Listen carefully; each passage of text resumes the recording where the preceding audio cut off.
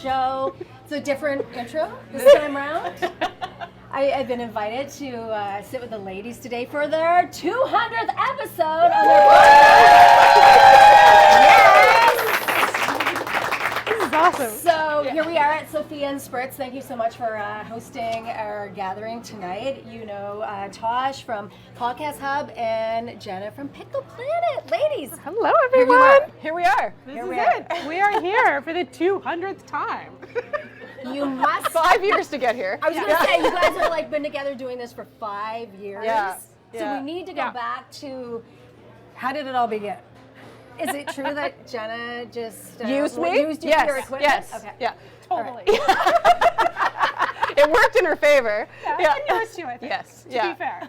Yeah. Because here you are today. Yes. But initially, did you just be like, can you teach me how to podcast? Can I use your No. equipment? No, it was the equipment. Yeah. Wasn't the person. Wasn't the person. Right.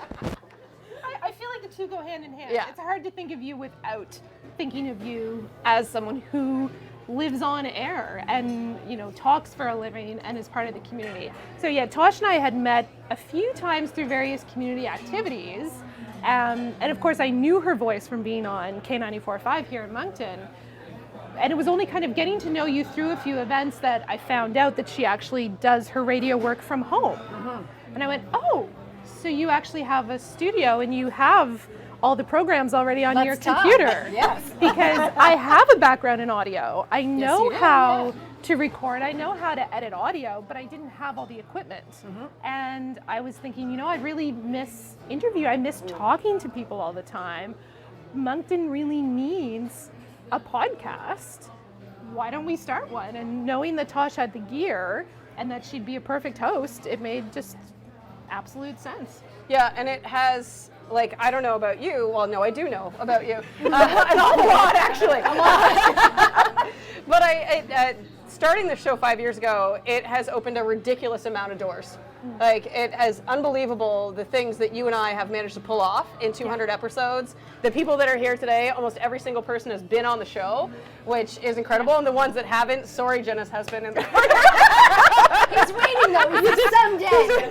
Today's his day. Today's his day. He's just going to get up and take over the show here.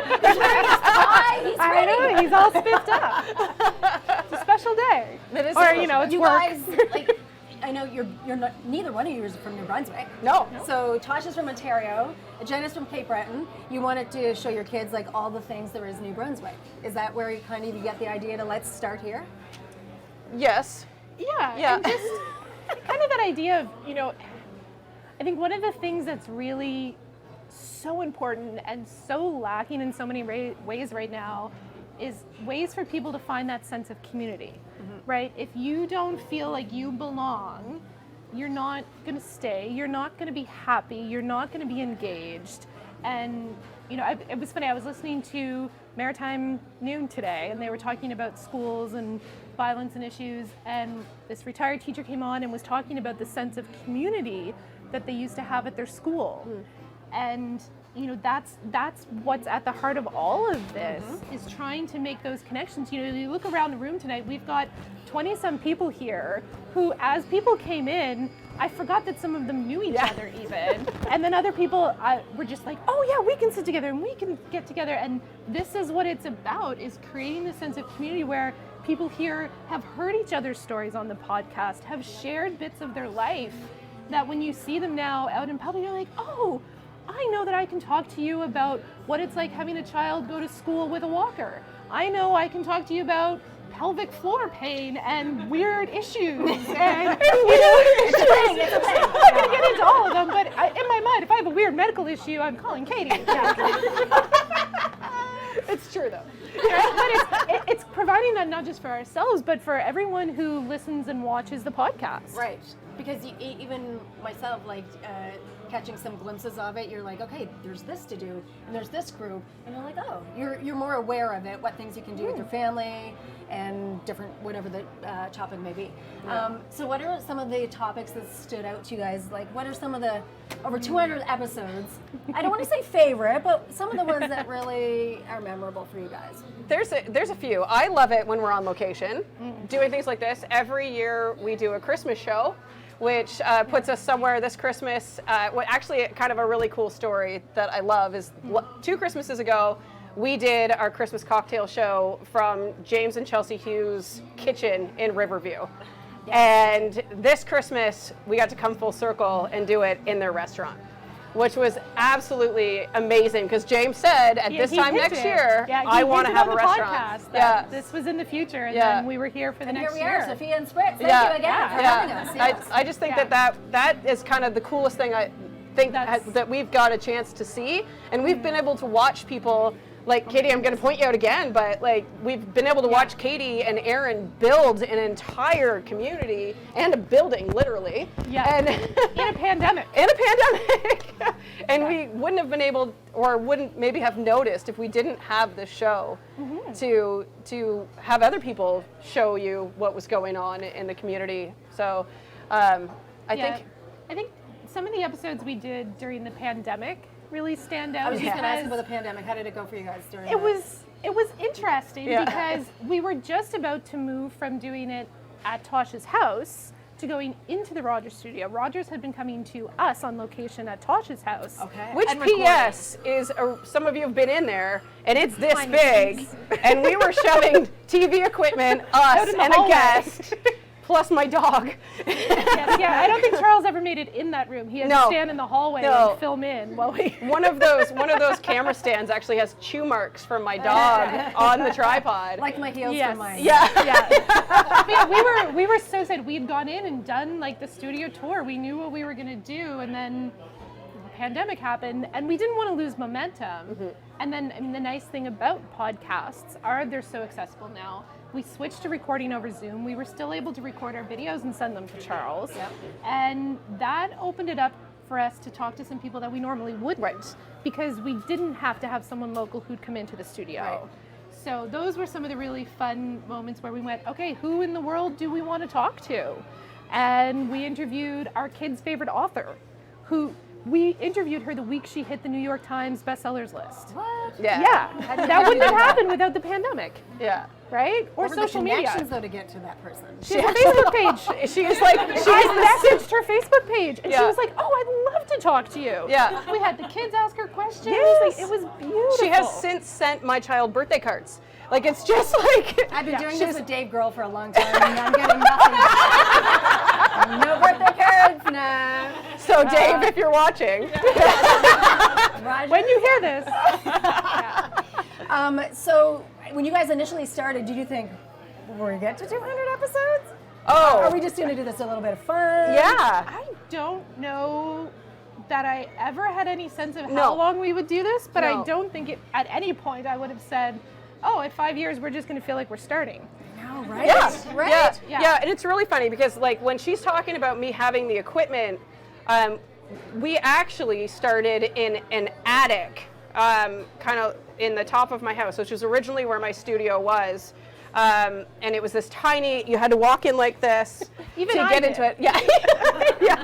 Even Jenna had to squeeze in to get in there. And I think at that point, like I probably had a kid so young that she was still like, play pens in there, and then like, it was a thing. And then we realized that this is actually going to become something. So I needed a bigger space. So we moved downstairs, and and then it just the original focus obviously was parenting because of Pickle Planet and being the Pickle Planet podcast.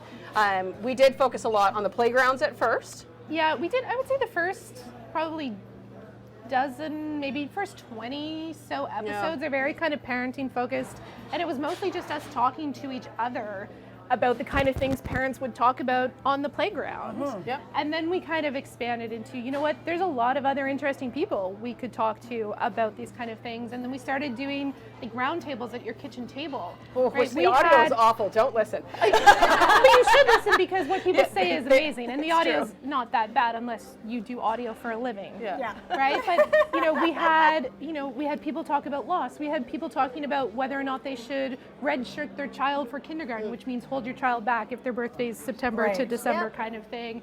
I think some of the early episodes that we did with Katie about sex was in that format. We were around the table, right? And I think that was the moment when we really kind of noticed, wow, there's a lot more we could be doing here. Yeah, because I don't think we ever would have thought that we'd be talking to Natalie about real estate. Oh my right? goodness. Yeah, and marketing and disrupting, and we've. You guys have a wide variety of people. You get Yes. sex and in real estate. Who else is here? It's like everything you want to talk about. That's what we talk about. Which is great, right? You guys obviously made a connection and it all went smoothly. Yeah, well, and I think you have to think about, like, Jenna's demographic is parents, but people that follow me aren't necessarily parents yet, or or have chosen a different path. So we had to open things up to everybody. And then partnering with Rogers expanded that even further because now we get stopped at McDonald's and at the playground at the park by like people who would be grandparents or who are older who are watching Rogers at home all the time and still resonate with the things that we talk about. So it's not. The target audience is people in southeastern New Brunswick. It's not a particular type of person beyond someone who cares about this place. Yeah. And you guys do some side support shows. So Canadian Association for Neonatal Nurses, Canadian Premature Babies Foundation, and the Premature Brain Society. Yeah. Like that I didn't even know until we had a Zoom call 2 weeks ago. That is amazing, ladies. Yeah, so if you count just the shows that we do together as our branded show, this is our 200th episode together. If you count all of the shows we've done together, it's a lot. It's more than that. Yeah, we're probably closer to 250. And then if you count the ones that Tosh does on her own for other clients and the ones that you did yourself, like your series that you did with radio hosts in town was brilliant and I love it and everyone should go back and listen to those. They were so fun. If they're still up. Oh yeah, they're still up. I put it out there, people should. People still say to me, I don't know who was interviewing him. Yeah. We were just two chicks in Moncton, female radio hosts, we're like, we never get a chance to play off of each other, which is kind of funny and kind of why I was so excited to have Mandy host this for us because we have been in competition with each other. Those are like buddy quotes for those listening at home. Yes, if you can pick up on the sarcasm in my voice there. But I've been on air for 16 years now, and you are at 20? Plus? She started when she was 5. Yeah. So people were like, do you know Tosh? Do you talk to her? Yeah. Because they just immediately think that we're rivals and absolutely. Well, it's funny because our kids go to the same school. So when your oldest started, my oldest is a year older, and there was one of the vice principals said like Mandy's kids are coming here, and I was like, right on. What are we gonna do? Yeah, exactly. Heaven forbid. Yeah. Like pit them against each other and see what happens. Hunger Games at Franco. Yeah. And all the activities that the school plans, they're like, okay, so Tosh is gonna do this time. Are you okay with that? You can do it next year. And I'm like, I'm good. Yeah. But that's a common theme that we come back to a fair amount on the podcast through the years, is this idea that, even if you're kind of competing in the same industry, we're not competing. Exactly. Right? It doesn't help anyone to have that kind of mindset, right? No. When we're collaborating, so much more comes of it, which is what this has been from the start. It has been about collaborating. Yeah. And if we hadn't done that to begin with, you wouldn't have the podcast hub. No. We wouldn't have done all those podcasts for all those other, national and international associations. There's so much that wouldn't have happened if we had gone into it thinking that we were somehow in competition because we have similar interests. Well, and that's exactly it. A lot of people in the beginning, we're synonymous with one another now, I think, but in the beginning, a lot of people could have thought that was an odd, why would they team up together when they have a lot of the same followers, a lot of the same listeners, but we obviously saw far beyond that. And then, 5 years later, here we are. And hopefully 5 more, so 10 more. I was gonna say, so what are you guys thinking, and what is next? You're just gonna keep on going? And everybody start talking about retirement. Retirement really indicates that maybe there's a trust fund you're going to live off or something. Right? And what about self-employed? We're never retiring. That's not happening. Yeah, it was funny. I was looking up some statistics last night, kind of thinking about what does it mean that we've hit 200. Mm-hmm. So right now in the world, there are more than 4 million registered podcasts. Mm-hmm. 4 million Wow. podcasts in the world, but only about 400,000 of those are active. So still putting out current episodes. So either they've ended or they're just getting started, but there's so of that number, about 50% of those have less than 100 downloads per episode, like 100 people listening. Yes. So we are above that. We don't need to go beyond that in numbers, but we are above that. Okay. We are in the top 40% of podcasts in the world. Nice. And if you think like that's huge. That is huge.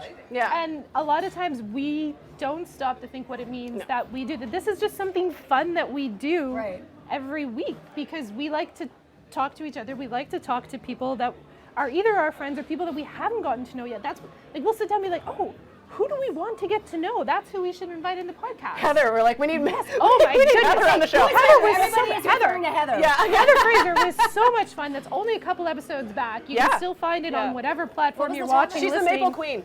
She's the maple queen. If you were going to take The sugar queen. Sugar Queen, if you were going to take yourself or your family to a sugar bush, you want to listen Nice. to Heather's podcast, Okay. and then you want to book a private tour with her Yes. because, oh my goodness, you will have so much fun. That's amazing. Yeah. Yeah. So much fun. So she's only a couple back. Only Only a yeah, couple it was just a episodes couple back, weeks and ago. I think, Single season, I think yeah. she might Okay. be the first person who quizzed us on air. It was Yeah. This is an educator. She was quizzing us on air, and I loved it. it was really amazing. And that's one thing. Jenna is always the numbers gal, which I love. She will tell me how my profile pages are doing. She's like, hey, by the way, you're doing really good on Facebook these days.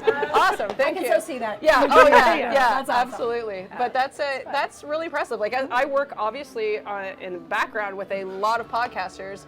And it's hard work. It is really, really like to keep a show going. And I bet you most of my shows that I've produced wrap up before 100 because people that get into them because they assume they're going to get rich quick, which is luckily something we've never considered. Yeah, that's Joe Rogan. Just Joe Alex's Rogan. chagrin over there. yes. Yeah. Yeah. But I think if we had have gone into it with that mindset that we were going to get rich quick, that we it Well, wasn't. we would not have gotten rich quick, and if we wanted to do it for the money, we'd do a completely different kind of show. This is true. What Yeah. we do is not about something that's easily monetized. It's more of a passion project than a profit project. That's Fun. You're, Yeah. you're just it's not. fun, yeah. Yeah, Which and is it's- also self-serving at the same time because, like you said, like you used me to start the show, yeah. but then we used all of you guys to get to know you. So we're like, hey, who's looking really cool these days? Let's bring them on the show. Yeah, we're like, oh, we're having this really hard time with our kids getting along with each other, sibling rivalry. Oh, we'll ask Carrie Gaskin Fowler to come on the show, and we'll ask her about sibling rivalry, and we'll get like free therapy. Exactly. And we're very upfront when we do that. Yes, We don't yes. ask it. Yeah. We very much say, like, we're having a problem with bedwetting. Katie, do you think you could do another episode? That's great. When do you Yeah. guys? How often do you record? Once a week, every Wednesday. Every Wednesday. Yeah. We break for the summer. Yes, we do Yeah. break for the summer. If anybody's doing the math and wondering why it's taken 5 years to get to 200 episodes, that's why. The first, it was a bit different, but then we didn't really break for the summer during the pandemic because we did the Yeah. staycation series. Oh, love the staycation series. Yeah, that was another real highlight was that one, and the special series that we did on New Brunswick history at the Albert County Museum as well. And so some of those we would what we call batch recording. So we went to the Albert County Museum and recorded 4 episodes in one day. I think so. 5? 5. Charles yeah, says 5. Charles All right. is the one counting because he programs them in. So yeah, we did 5 episodes in one day. That's a lot of talking. It is a lot in of one talking. day. Yeah. But it was fantastic, and it was a great opportunity to get to know more about that place, all the stories there, get that out to people. And yeah, those are really fun when we get to go somewhere, especially if it's somewhere we haven't been. Right.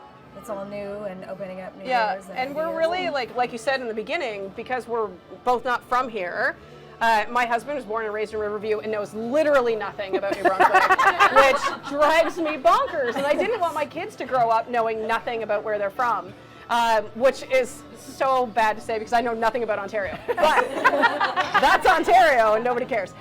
So It's a big place. You it's a can't big know all of place. Ontario. That's right. I can tell you about this little circle that I'm from. But That was a big part of why we did the staycation series, but it was also because it was the summer that after the pandemic when people were staying in the province. And so we thought, hey, let's talk to the mayor of Miramichi. Let's talk to PS is the coolest guy ever. You should really follow him. Yeah. And Miramichi is doing fun stuff. Oh my goodness. And then Stephanie out on Campobello Island. Yes. Just, oh my goodness. Fantastic place. We talked to her before we went there, and it was like, oh no, I know all these places to go. I know what we need to do because we had that conversation. Yeah. Right. And those are some of the popular episodes that still you can see people going back and listening to. Those are still available. Oh yes. Because anyone you talk to after the pandemic, so many people are staying in our own province, what's in our backyard, because of maybe the pandemic, because everyone just thought, let's flee, right? Yeah. But yes, and so that would be great to go get some ideas from you guys for different spots we might not know about. Yeah, and we've been kind of throwing around the idea of doing it again this summer, maybe. Yep.